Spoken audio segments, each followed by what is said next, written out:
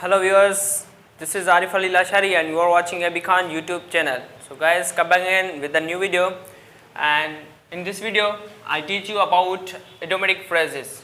Okay, IP means idiomatic phrases. So first, idiomatic phrase is a white elephant. What is white elephant and what is the meaning of white elephant and how we use white elephant in sentences. Okay, it's first idiomatic phrase of this lecture. And second one is bottle friend. Okay, bottle friend. And third one is it once was. What is the meaning of it once word and how we use it once word in the sentence. Okay, so and fourth one is at home and five better half and hand packed and rainy day. Okay, so इस video में हम पढ़ेंगे कि white elephant या फिर जितने भी मैंने जो 7 idiomatic फ्रेज लिखे हैं इनकी मीनिंग क्या है और इनको हम सेंटेंस में कैसे यूज़ करेंगे. तो स्टार्ट करते हैं. पहला हमारा idiomatic फ्रेज है अ वाइट एलिफेंट. अ वाइट एलिफेंट हम उसको बोलते हैं जिससे हमें फ़ायदा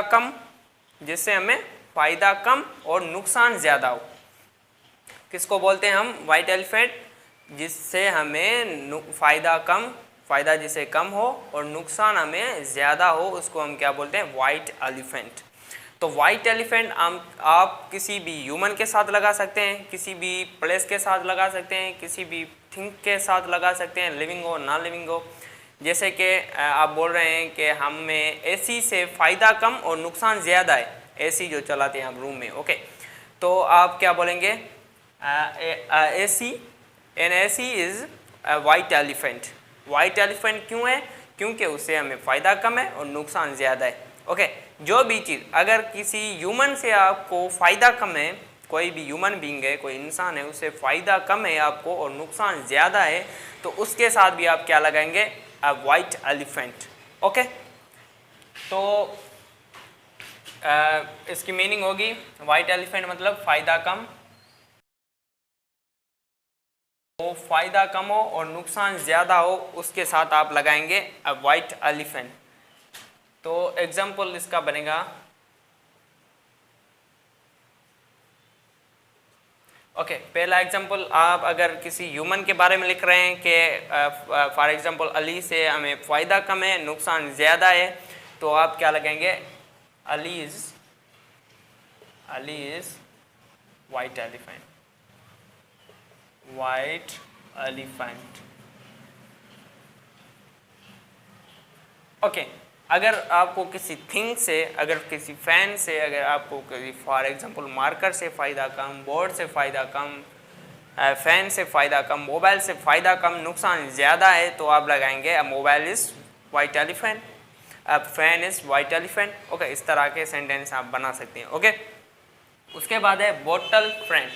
बोतल फ्रेंड हम किसको बोलते हैं? पहले इसकी आपको मीनिंग आनी चाहिए कि बोतल फ्रेंड हम किसको बोलते हैं. बोतल फ्रेंड हम उसको बोलते हैं जो आपका, जिसको बोलते हैं उर्दू में प्याला दोस्त. ओके, प्याला दोस्त कैसे?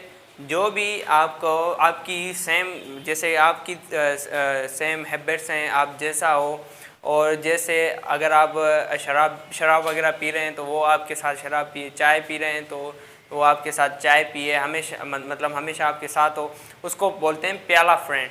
ओके, प्याला फ्रेंड. इसमें जितनी भी लिक्विड थिंग्स आएंगी वो आपके साथ पिएगा. ओके, लिक्विड थिंग्स जितने भी आपके साथ वो पिएगा, आपके साथ होगा, उसको आप बोलेंगे वाइट बोतल फ्रेंड. ओके, जैसे फॉर एग्ज़ाम्पल अगर आपका कोई फ्रेंड है जो आपके साथ चाय साथ पीता है, और जो भी लिक्विड बोतल वगैरह या फिर जूस वगैरह, जो भी कोल्ड ड्रिंक वगैरह, जो भी आपके साथ पीता है, हमेशा साथ होता है, तो उसको हम उर्दू में बोलेंगे प्याला फ्रेंड एंड इंग्लिश में बोतल फ्रेंड. ओके, एग्जांपल होगा जो भी आप एग्जांपल लगाएं, जिसका भी नेम लगाएं, जैसे बिलाल इज़ माई बोतल फ्रेंड.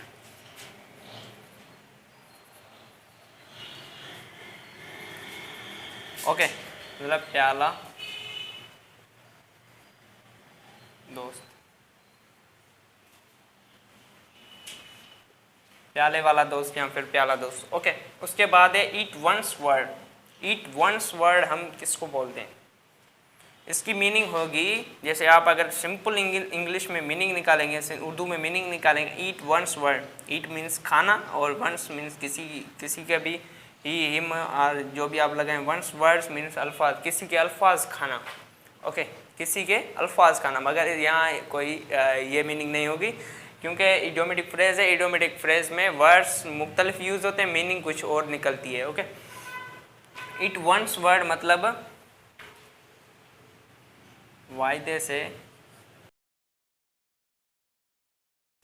से फिर जाना। जो आप प्रोमिस वगैरह करते हैं कि I promise I will visit you Rani Bagh for example, आप, मेरा वायदा है आपको रानी बाग में घुमाऊंगा, आपने नहीं घुमाया उसको, तो आप मतलब आपने क्या किया, वायदे से आप अपने वायदे से फिर गए। ओके, तो उसकी इंग्लिश क्या होगी? उसकी इंग्लिश होगी कि ईट वंस वर्ड मतलब वायदे से फिर जाना। उसकी जो भी आप एग्जांपल बना रहे हैं, ओके,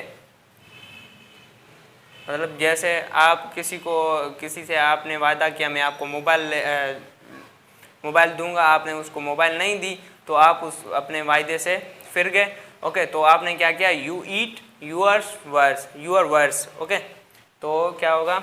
जैसे आप बनाएंगे prime minister, PM Imran Khan, PM Khan साहब ईट्स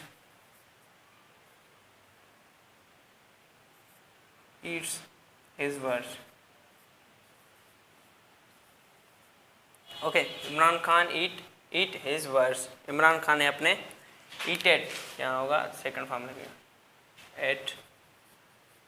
एड हिज वर्ड्स। ये इमरान खान ने क्या किया? अपने वायदे से फिर गया। ओके, कहा था कि जो भी कहा था इमरान खान ने। ओके, तो इमरान खान पीएम खान साहब एट हिज वर्ड्स, अपने वायदे से फिर गया।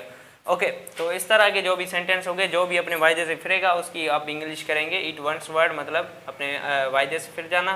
जो भी आप इधर लगाए, इमरान खान मैंने लगाया है सब्जेक्ट में, जो भी लगाए फलां, जो भी आप बोल रहे हैं फलां वायदे से फिर गया, फलां ने अपना वादा तोड़ दिया, तो यहाँ आप लगाएंगे you eat your words. Okay, उसके बाद है at home in.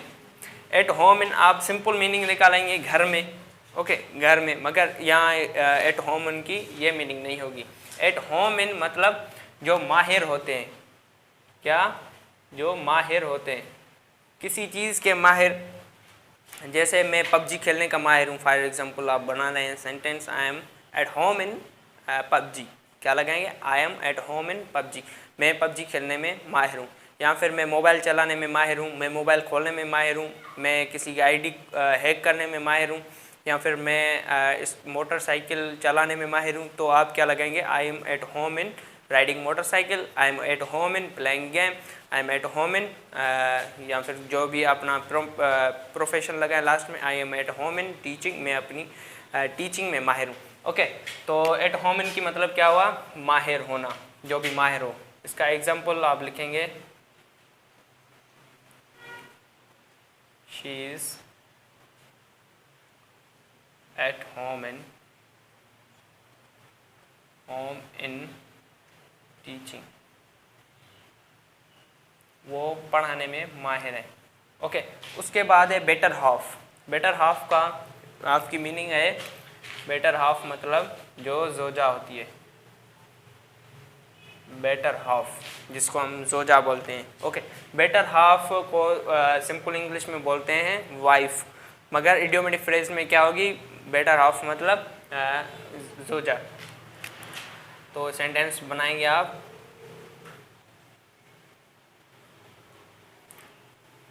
She is my better half, वो मेरी बेटर हाफ है, मतलब जोजा है। मेरी जोजा है तो नहीं, मगर सेंटेंस में लिखा है she is my better half, वो मेरी जोजा है। ओके, उसके बाद है हैंड पैक्ड। हैंड पैक्ड किसको बोलते हैं? जो जोजा का मुरीद हो।